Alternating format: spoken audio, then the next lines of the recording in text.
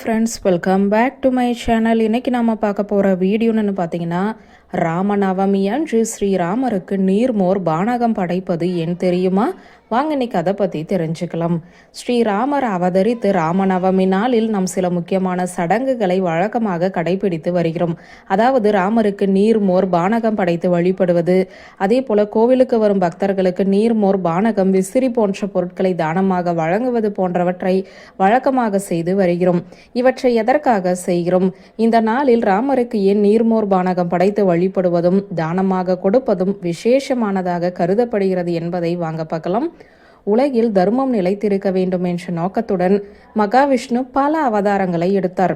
அந்த அவதாரங்களில் மனிதர்களுக்கே வழிகாட்டியாக அமைந்த மிக உயர்ந்த அவதாரம் ஸ்ரீராம அவதாரம் என்று வேதங்களும் புராணங்களும் கூறுகின்றன.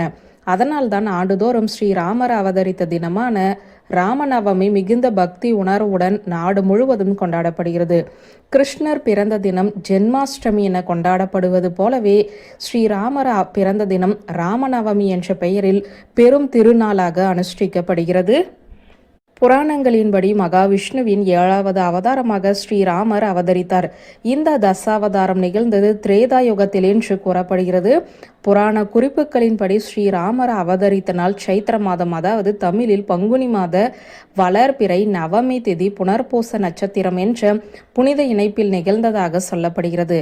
மனிதர்கள் எவ்வாறு வாழ வேண்டும், எப்படி தர்மத்தை காக்க வேண்டும் என்பதற்கான உயிரோட்டமான எடுத்துக்காட்டு தான் ராமாவதாரம்.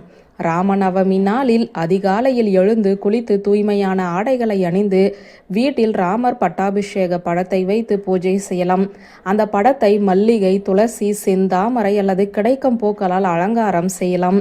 பிறகு ராமருக்கு மிகவும் பிரியமான வெண்பொங்கல், பருப்பு வடை, நீர்மோர் பானகம் ஆகியவற்றை நைவேத்தியமாக செய்து படைக்கலாம்.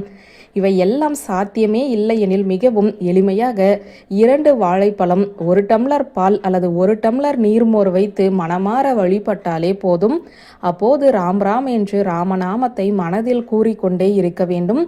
ராமநாமம் உச்சரிப்பதே அந்த நாளின் மிகப்பெரிய வழிபாடாக கருதப்படுகிறது.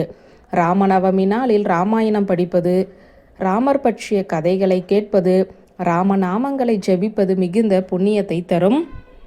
ராமநவமி நாளில் ராமருக்கு நீர்மோர் மற்றும் பானகம் நெய்வேத்தியமாக படைப்பது மிகவும் முக்கியமான மரபாக உள்ளது.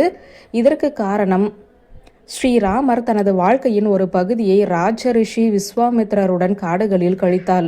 அதன் பின்னர் 14 ஆண்டுகள் வனவாச வாழ்க்கை வாழ்ந்தார். அந்த காலங்களில் அவருடைய தாகத்தை தீர்க்க எளிய பானங்களாக நீர்மோர், பானகம் போன்றவை அருந்தியதாக சொல்லப்படுகிறது. அந்த நினைவாகவே ராமரின் அவதார தினத்தில் இந்த எளிய பானங்களை நிவேதனமாக படைப்பது ஒரு மரபாக மாறியது.